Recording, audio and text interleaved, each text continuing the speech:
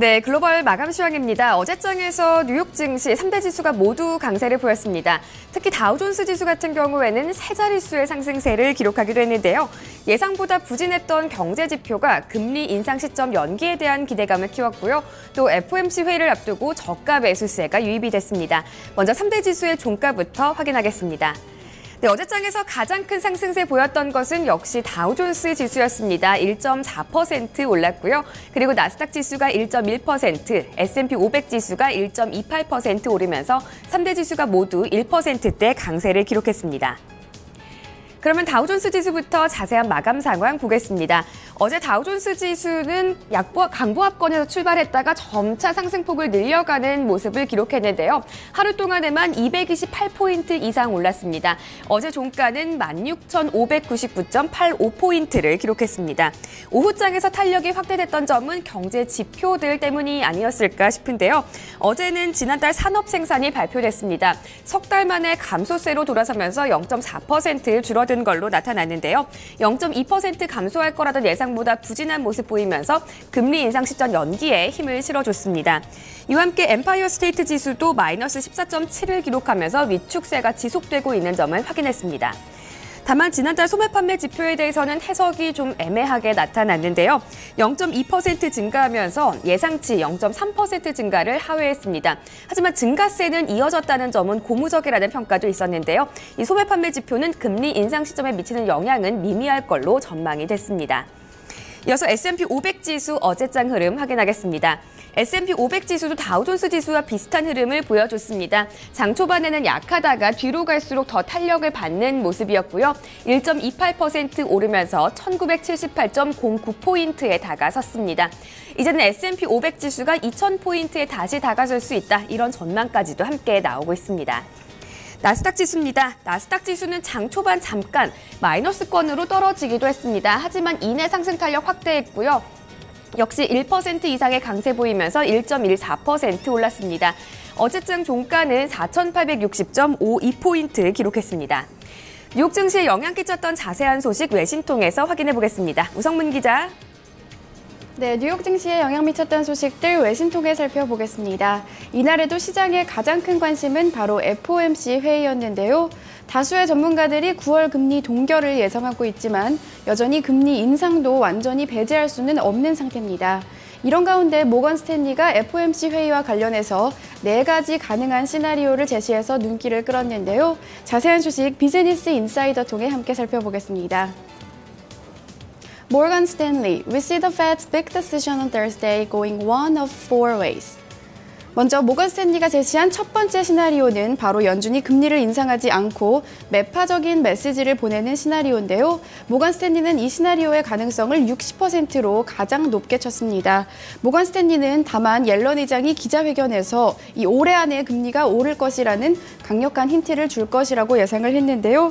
이 시나리오대로 된다면 남은 10월이나 12월에 금리가 인상되게 됩니다. 특히 그중에서도 옐런 의장의 기자회견이 예정되어 있는 12월 가능성이 가장 커진다고 전했는데요.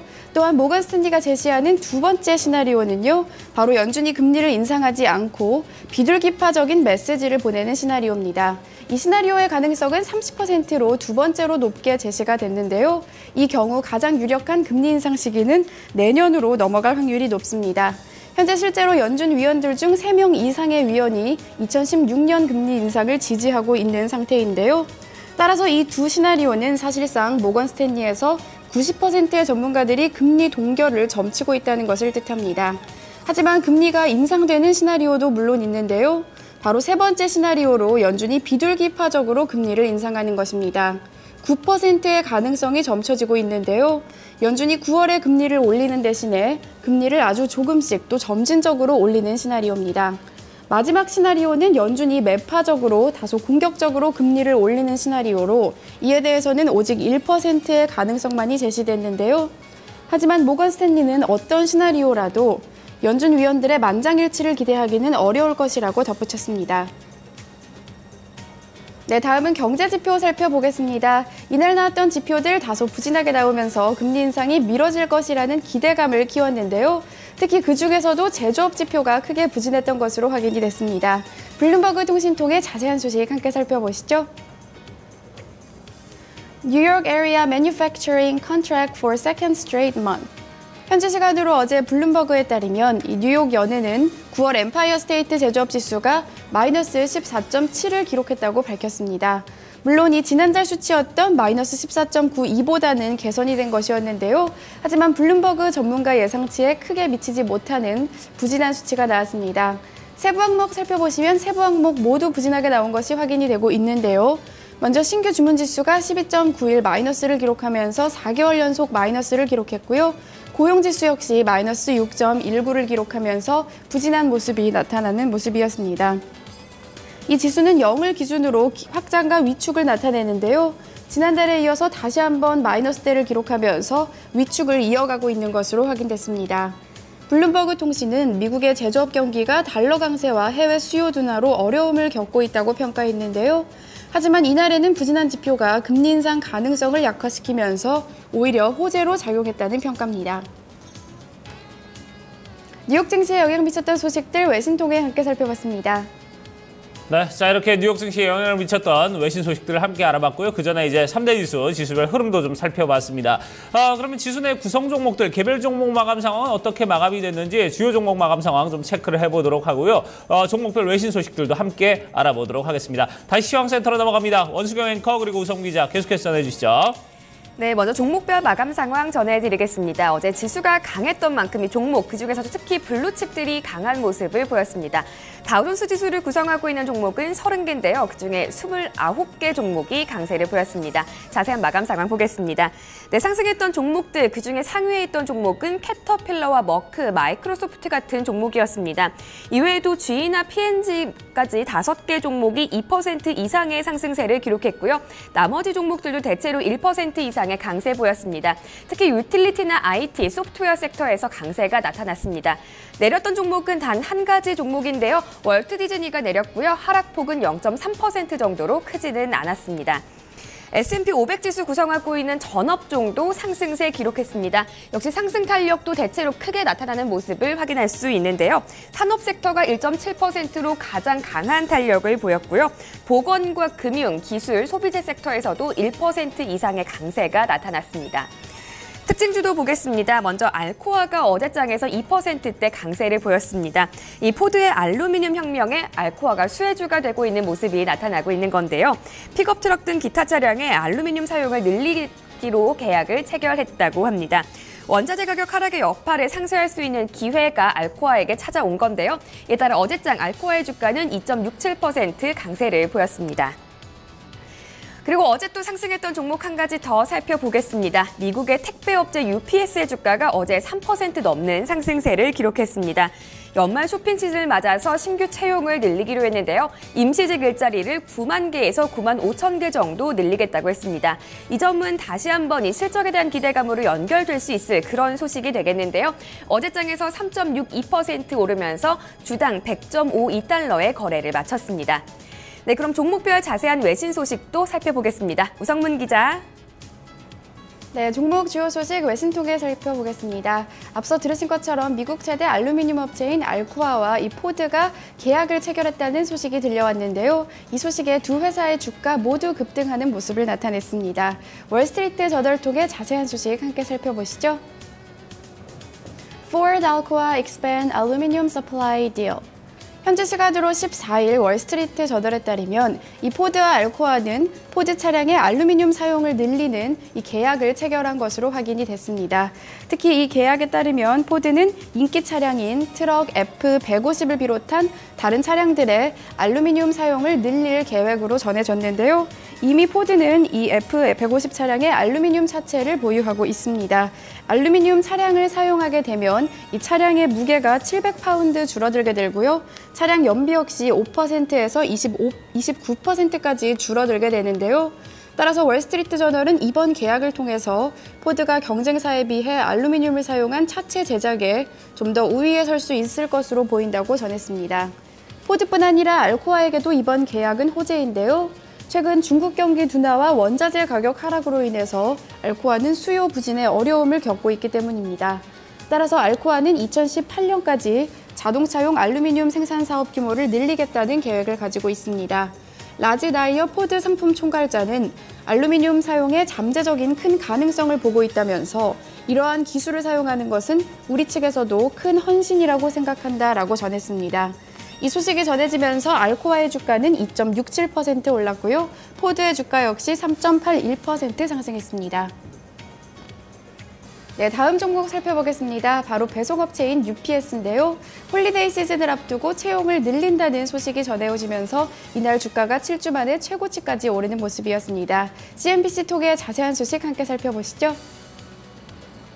UPS to hire up to 95,000 workers for holiday season. 현지 시간으로 어제 CNBC에 따르면 UPS는 홀리데이 시즌을 맞아서 9만 5천 명을 새롭게 채용할 예정이라고 밝혔습니다. 11월부터 시작돼 1월에 끝나는 홀리데이 시즌에 주문이 늘어날 것으로 예상돼 여기에 대비하겠다는 것으로 풀이되는데요. 지난해에도 UPS는 크리스마스 시절에 1만 명이 넘는 10만 명의 임시 종업원들을 고용한 바 있습니다.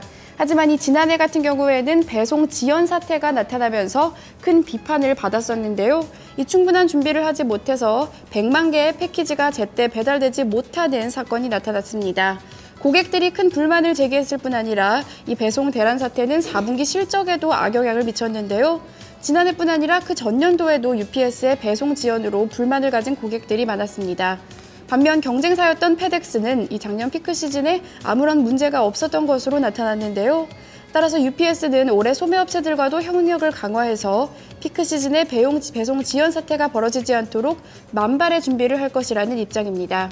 이 소식이 전해지면서 뉴욕 증시에서 UPS의 주가는 3.62% 급등했습니다. 종목 주요 소식까지 외신 통해 함께 살펴봤습니다. 네, 자 그러면 이제 유럽 증시 마감 상황과 상품 환율 채권 시장 마감 상황도 함께 살펴보도록 하겠습니다. 원수경 앵커가 전해드립니다.